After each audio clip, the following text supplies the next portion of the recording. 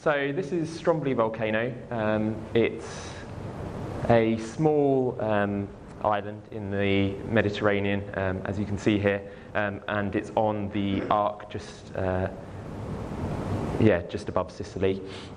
So it's there's a sort of subducting arc just around here, and that produces some melt, and it's one of eight of the islands there, and it's monitored by INGV Catania, who's one of my case partners. There's some persistent activity there. You constantly see lots of small explosions, and then we can use the flux of SO2 that comes out to kind of get a bit of an idea as to how much magma there is beneath the volcano and its activity levels, whether it's likely to pose a hazard. Because Stromboli is one of the leading places for volcano tourism. A lot of people like to go up and see the explosions.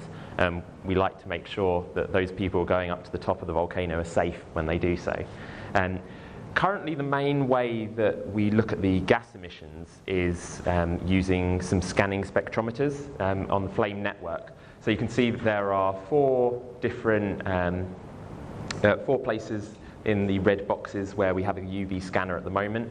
And then in 2013, there was a camera installed at the closest, the bottom one, COA, to try and help determine the fluxes. So the scanning network, you get, the camera has a much better time resolution than the scanners.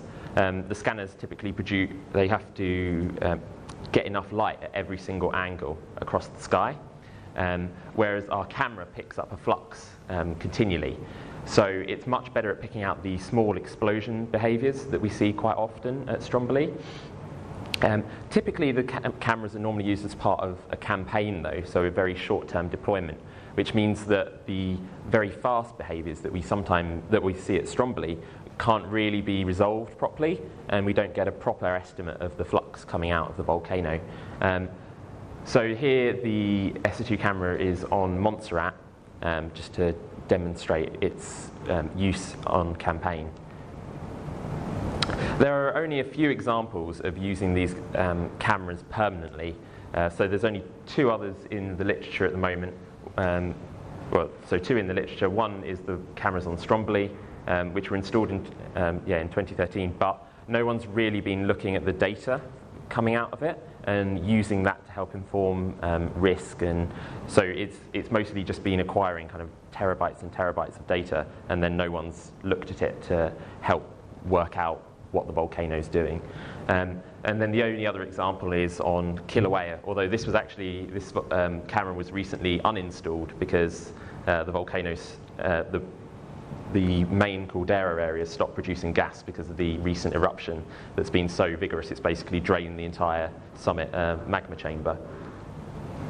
So how does our camera work? So we have two cameras, and that's for the two different wave bands. You can see here at the bottom, which one is that? Oh, yeah. Okay. So we have a 330 nanometer filter here, and that detects light that is not absorbed by the sulfur dioxide. And then we have a 310 nanometer filter here. So the 310 finds the sulfur dioxide, and then the 330 is to get rid of anything else that's interfering with it, like aerosols. So I'll just talk you through the process of what we do with these images once we've got them. So first of all, we have to align them. Here you can see the gradients in the images, so you can very clearly see the outline of the hill. In this one, the green is the 310 nanometers and red is 330 nanometers, I think. And then you use that to align the images. And using the gradients of the images is a lot easier than using the images themselves, because there's a lot of the hillside provides a very easy location to help align the images. We then need to calibrate these images, so you end up with just a ratio of absorbances at the two wave bands, and we need to turn that into a quantity of sulfur dioxide. There are two different ways you can do this. Either you can have a spectrometer pointing towards the gas coming out, and you can then correlate the time series from the spectrometer with every single pixel and see which one has the best. So here you can see a correlation map And so the spectrometer is probably pointing somewhere about here because that's where you've got the best correlation between the spectrometer column reading and the camera column reading. And then the other option is to use sulfur dioxide cells. So we have 4 different cells here. It's me holding up. That's what I look like in the UV. And varying quantities of sulfur dioxide in those cells. I think this was the 330 nanometer image, so bad choice there because you can't see the difference. The different SO2s, but there is a difference, trust me.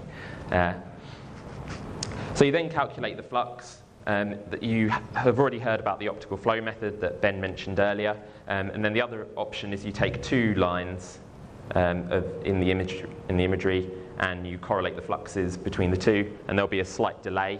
And you try and find where the time series of this line and the time series of this line have the best correlation by kind of adjusting how long, by changing like the time interval. So you have a peak in one and then a peak in the second one, and then you move them side to side in time to find what the best time lag is, and then with that time lag and the distance between those 2 lines, you can calculate a wind speed, which you then times by the amount of sulfur dioxide here. Over that area to produce a flux. So here, that's just a quick summary. Cool. So one of the problems with having permanent stations over campaign data is the permanent stations are quite dumb in a way, in that they're basically just a camera pointing at a hillside, which means you collect a lot of data that you don't really want very much. So for example, top left, we have a picture taken at night time. In this one, we have a lot of cloud in the background, which interferes quite strongly with the data retrieval because it provides an extra layer of absorption, which the 330 nanometer filter should get rid of, but sometimes it's hard to produce a clear reference image. And then we've also got here where we're pointing directly at the sun. And unfortunately, that also causes some damage to the camera CCD. So we have to be careful of that when analyzing some of the data. So first of all, yes. So here's some nice imagery that I've processed myself.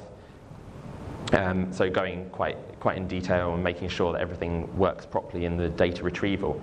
And we can see the gas coming out the top. And every so often you'll see an explosion blast up, like that one there. And then we've got 2 lines here so that we can work out the flux. A nice big explosion there. Cool. So the flux we get from this one day is about 60.5, and then the scanning network produced a flux of 30 tons per day. So they seem to be quite different. I think on this particular day, there wasn't much wind, and so the gas was going straight up and actually largely being missed by the scanning network. So this is obviously quite a big problem because it will produce a very big error in their retrieval. The spikes in this here are explosions. So this analysis takes quite a long time. So what we really want is a way to automatically trawl through all this data. So we have, that's 2 terabytes of footage from Stromboli, and then I also have another like 3 or 4 terabytes from an SO2 camera that's installed on Mount Etna. And this would be incredibly laborious to go through manually. And actually, ideally, what they want is a system that, as the gas is coming out, it produces a live feed of the amount of sulfur dioxide. So we need a way to automatically retrieve it. So I'll just go through my first attempt, which didn't go so well, just to sort of show you things don't always go to plan. So first of all, I looked at some of these images. So you take a reference of the clear sky. So this is just a picture in the UV of clear sky with no plume in at all. And so I've modeled it with a 2D Gaussian. You fit all the different parameters of the Gaussian to produce that. And you can actually see there's a very good agreement between the two. There's a slight deviation here, which we think is due to some the ozone changes as you go from the bottom to the top. And that's something that we're working on resolving. And then here's a map of the residual. And in fact, you can see a small bit of cloud that you don't even see in that image at all down here. But broadly, like in the center of the image, you actually get a very good, only a very small residual there. So that would have actually worked quite well. But we then apply it to the volcano and try and mask out the areas, try and select out the areas of clear sky to fit. And unfortunately, that doesn't seem to work so well. We've got a rather bad fit here. Of course, this bit's bad because there's the hill in the way, which is intentional. And also creeping in, you can see some of the artifacts produced from the sun going sideways like that.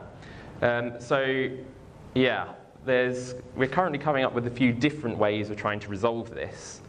So rather than using a 2D Gaussian fit, I have two current approaches that I'm thinking of. One is to try and fully model what the sky should look like based on a forward model approach. So you take sunlight and then try and work out how it will be bounced around in the atmosphere and before it reaches your sensor. And then the second way is to use the spectrometer that we've got for calibrating the instrument to try and work out, as if that's pointing somewhere in the middle of the image. So you should be able to see how the spectra changes, and that can be used to predict a bit about what the lighting conditions are, and you can then hopefully use that to produce an automated background image. So the SO2 cameras seem to offer some very unique insights into the volcanic processes and also provide a lot of information to the observatories. Previous deployments are very limited in extent, and so we want something that's much more permanent to show how all the fluxes are changing through time. So the automated flux system would be an extremely useful tool for the observatories. Thank you.